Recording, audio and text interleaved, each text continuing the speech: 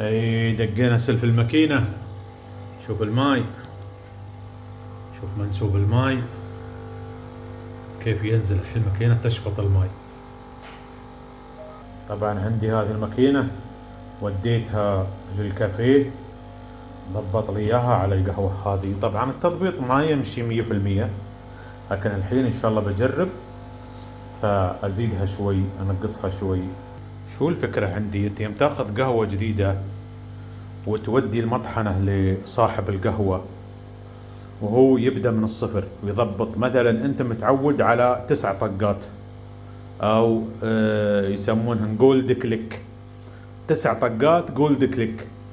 فلما هو يحط القهوة هذه اللي هي من عنده في المحل على المكاين اللي عنده، يحصل مثلا انت حاط 9، يحصل 13 14 15.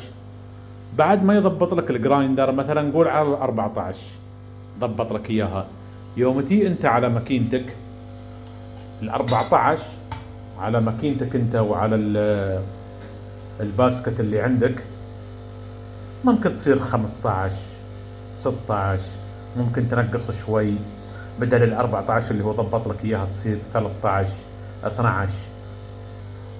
بتضبيط صاحب المحل تصير انت قريب من التضبيط اللي ينفع ماكينتك.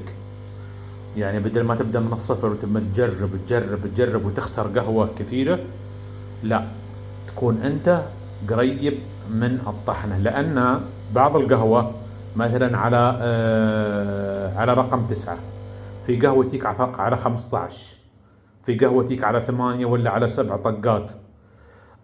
فانت ما تعرف نوع القهوه هذه اللي انت شريتها، فخل راعي المحل يضبط لك اياها.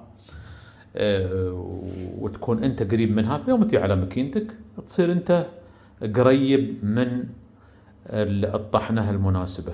الشيء الآخر، بدل ما أنت تضيع 3 4 طحنات 5 طحنات وأنت تريد توصل للطحنة المناسبة، لما توديها لراعي المحل هو يطحن لك من اللي موجود عنده من المخزون، فأنت ما تخسر شيء، ويخليك قريب من الطحنة المناسبة لنوعية القهوة هذه.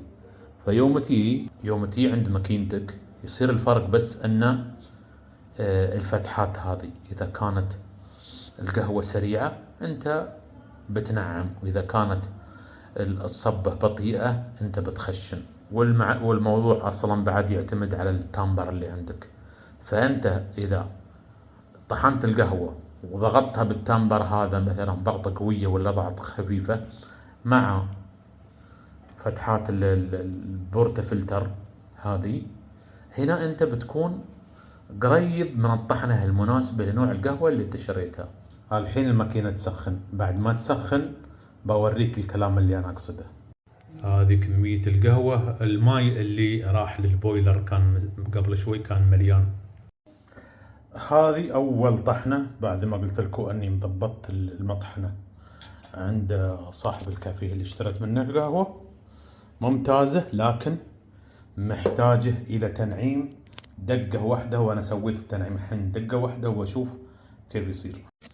هذه الطحنة الثانية، او تعتبر يعني الثانية من بعد الاولى. الاولى نسويها جس نبض فقط نشوف وين محلنا من الاعراب.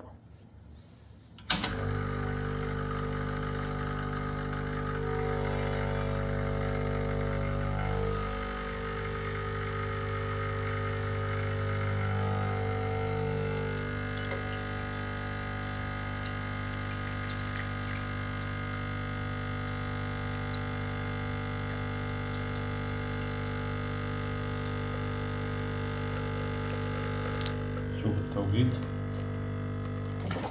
36 في 18. معدنا نحتاج الى تنعيم نقطة اخرى.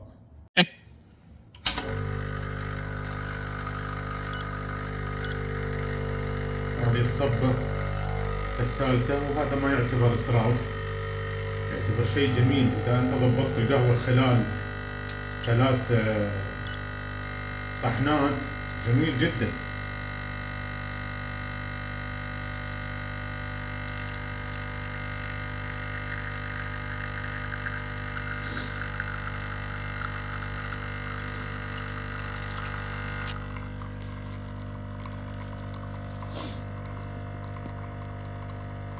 ستضبط إن شاء الله.